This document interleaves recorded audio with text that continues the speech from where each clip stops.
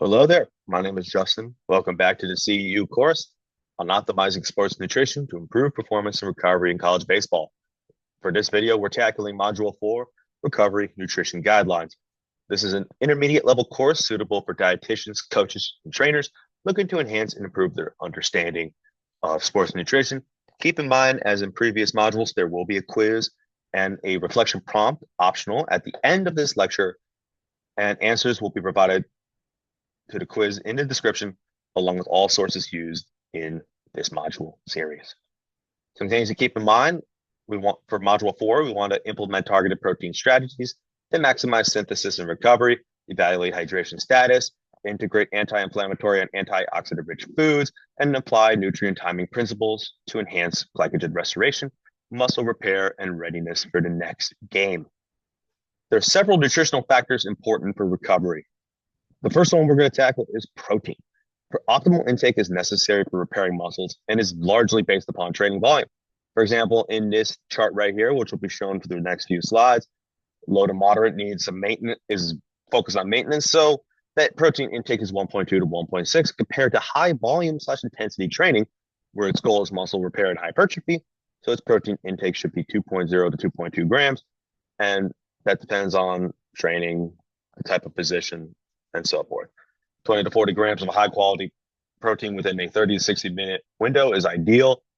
Players should aim for 0.3 kilograms of protein in that window, and players should repeat this process every 3 to 4 hours across the day to maximize protein muscle synthesis. As well, the type of protein and the quality of protein is important. Whey protein is fast digesting, it's high in leucine, it's ideal for post-exercise.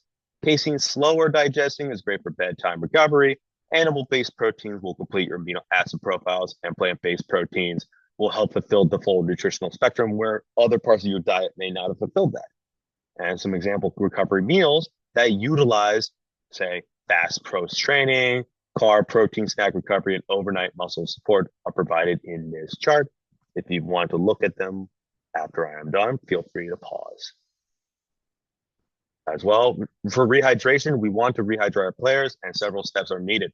We need to estimate fluid loss. We have to weigh athletes before and after every game. We want to retain 150% of the fluid loss to account for continued sweat and urine loss. For example, if an athlete loses 2 pounds, they need 32 to 48 ounces of fluid post-game. You also want to include electrolytes, as sweat isn't just water, as sodium is the main electrolyte loss. In order to replenish these, you need to drink sports drinks, eat salted snacks, and have oral rehydration solutions that will help retain fluid, reintroduce sodium back into your system, and to prevent dilutional hyponatremia. You also want to choose fluids that promote retention. Milk is good for sodium, carbs, and proteins, sports drinks as well. Also avoid alcohol and caffeine in high amounts post-game as they can increase urine loss. Rehydrate over several hours, sip and replenish steadily over 4 to 6 hours, and combine with post-game meals to enhance absorption. You also want to monitor your hydration status. So check your urine color. If it's pale yellow, you're hydrated. If it's dark, it's dehydrated. You want to track your body weight to maintain consistency in fluid loss over time. And keep in mind, first isn't always reliable, especially in hot or humid conditions. Anti-inflammatory foods can be utilized within recovery. Omega-3s are found in fatty fish and some plant-based sources. They have anti-inflammatory properties. They can reduce muscle soreness and inflammation, improve muscle protein synthesis, support joint health, and enhance immune function during heavy training periods. Antioxidants can help neutralize free radicals formed during intense training or competition.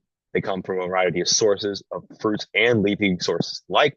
They can reduce oxidative muscle damage, support immune defense, aid in tissue repair, and could help reduce DOMS. Do keep in mind, avoid megadosing antioxidants right after strength training as they can blunt adaptations. You want to focus on whole food sources primarily when it comes to recovery and nutritional guidelines, as you don't want your supplements to be the primary source of your nutrients. That's why they're called supplements. And here's a recovery-friendly meal example that utilizes omega-3s, carbs, and antioxidants and healthy fats. Nutrient timing is also crucial for recovery and ongoing performance in baseball. Without a post-game plan, you could miss that metabolic window, and you could have slower muscle repair, lower glycogen levels, and decreased performance. There's several factors for why nutrient timing is important. It replenishes glycogen stores.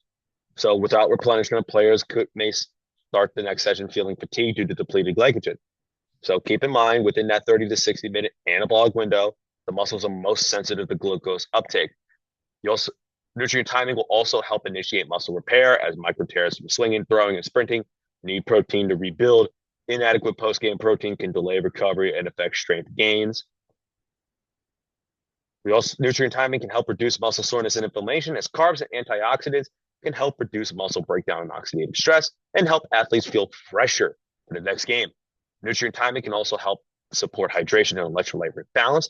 That is, fluid and sodium potassium losses must be replenished. Dehydration can impair focus, power output, and muscle coordination. So nutrient timing is important in this regard. Nutrient timing can help improve sleep and next day readiness, as recovery from nutrition supports hormonal balances and sleep quality, which are vital for muscle repair and mental focus. And within that frame, as discussed previously, here's an example of a post-game within 30 to 60-minute snack and with meal within 2 hours, as described previously in prior modules. Also, supplements can be utilized to enhance muscle recovery and reduce injury risk. A few not previously described are as follows. Collagen and vitamin C support connective tissue repair, especially for pitchers or athletes recovering from joint and tendon stress. It can help enhance tendon and ligament strength when paired with resistance training. BCAAs can reduce delayed onset muscle soreness and support muscle protein synthesis, especially if whole protein intake is insufficient. It can help also maintain lean mass during high training volumes or caloric deficits. Vitamin D and magnesium are essential for muscle contraction, nerve function, and reduced cramping. Deficiencies in both are linked to higher risks of stress factors, strains, and poor healing. Vitamin D is also essential for immune health and critical during training phases. With all this in mind, nutrient timing and recovery is important. Aim, as previously discussed, aim for a proper carb protein mix within an anabolic window. The anabolic window and the nutritional window is important, but most importantly, with nutrient timing, you want to reinforce hydration, you want to replenish glycogen, and you want to reduce muscle soreness so your athlete is ready and primed for training and the next game.